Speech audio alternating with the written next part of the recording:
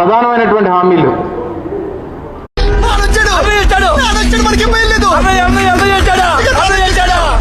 రాష్ట్రానికి ప్రత్యేక హోదా, విశాఖపట్నం కేంద్రంగా రైల్వే జోన్ ఏర్పాటు, పోలవరం ప్రాజెక్ట్ కానీ. ఈ పోలవరం ప్రాజెక్ట్ అనేది వెరీ వెరీ కాంప్లికేటెడ్, అంత తేలిగ్గా అర్థం కాదు. ఏంటి అంత అర్థం కాదని గట్టిగా చెబుతున్నారంటే నాకు అర్థం కాలేదు. కాబట్టి 2014లో రాష్ట్రంలో తెలుగుదేశం పార్టీ అధికారంలోకి రావడం,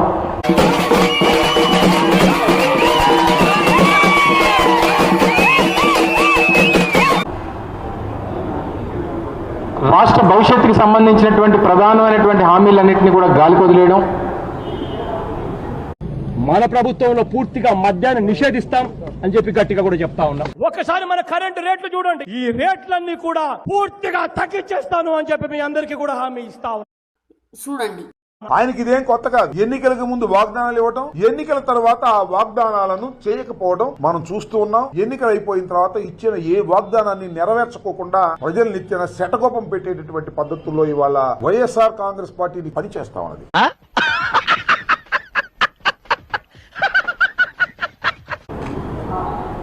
ప్రత్యేక హోదా అడగాల్సింది పోయి మాకు ప్రత్యేక ప్యాకేజ్ ఇస్తే చాలు అని చెప్పి ఆ రోజు 25కి 25 ఎంపీ స్థానాలు మనమే తెచ్చుకుందాం, ఆ తర్వాత ప్రత్యేక హోదా ఎలా రాకుండా పోతుందో కూడా గట్టిగా చూస్తామని చెప్పి కూడా చెప్పండి. ఏపీకి ప్రత్యేక హోదా ఎదురా తెలీదు, గుర్తులేదు, మర్చిపోయా. ఈ రాష్ట్రానికి సంబంధించినటువంటి ప్రధానమైనటువంటి హామీలు అన్ని కూడా తాకట్టు పెట్టేశాడు. వాస్తవం అధ్యక్ష ఇది. ప్రత్యేక హోదా కానీ, రైల్వే జోన్ కానీ. ఏపీకి ప్రత్యేక హోదా ఎదురా తెలీదు, గుర్తులేదు, మర్చిపోయా. అప్పుడు ఉన్నటువంటి తెలుగుదేశం పార్టీ ప్రభుత్వం అక్రమంగా కేసు పెట్టినటువంటి పరిస్థితులు కూడా మీ అందరికీ తెలుసు.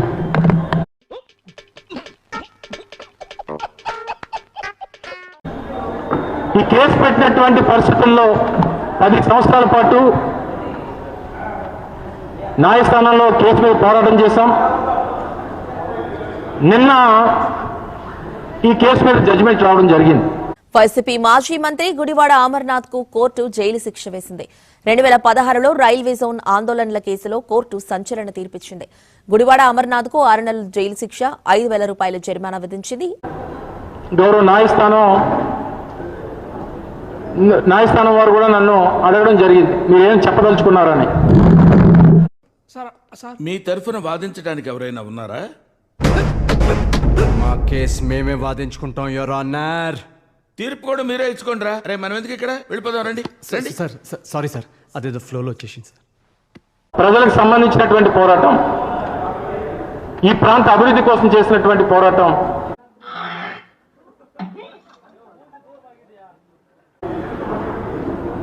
సో ఇది ప్రజల పక్షాన చేసినటువంటి పోరాటం కాబట్టి మీరు ఏ నిర్ణయం తీసుకున్నా నేను దానికి వద్దునే ఉంటానని చెప్పి వారికి, న్యాయవాది గారికి, జడ్జి గారికి చెప్పడం జరిగింది. చూడండి వెంకట్రావు గారు, ఇలాంటి చిన్న చిన్న విషయాలకు ఉరిశిక్ష వేయడం ఏమాత్రం భావ్యం కాదు. ఏదో 10వ పరకో జరిమానా వేశారంటే మా వాడు కట్టెళ్ళిపోతాడు. ఇరువురికి మంచి. నేనేం తీర్పు ఇవ్వాలో చెప్పడానికి నువ్వెవడురా? వారు 5,000 రూపాయల జరిమానా, 6 నెలల పాటు సాధారణ జైలు శిక్ష విధిస్తూ వారు నేను తీర్పునివ్వడం జరిగింది. ప్రమాణం చేసి అంతా నిజమే చెప్తాను, అబద్ధం చెప్పను. సరే, న్యాయస్థానం ఏ తీర్పునిచ్చినా సరే దాన్ని శిరసావహించాల్సినటువంటి బాధ్యత మన మీద ఉంది.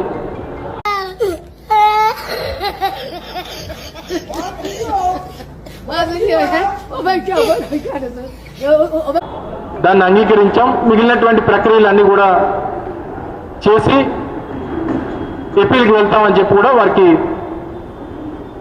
చెప్పడం జరిగింది. నిన్న షూరిటీల మీద బెయిల్ కూడా ఇవ్వడం జరిగింది. రేపు మాపం మళ్ళీ ఎప్పీల్ కూడా వెళ్తాం. అయితే ఈ పోరాటం మొదలుపెట్టినప్పుడు మాకు స్కూల్లో ఏం చెప్పారంటే 8+2+1 అంటే 11 అవుతుందని చెప్పారు. మాకు స్కూల్లో ఏం చెప్పారంటే 8+2+1 అంటే 11 అవుతుందని చెప్పారు.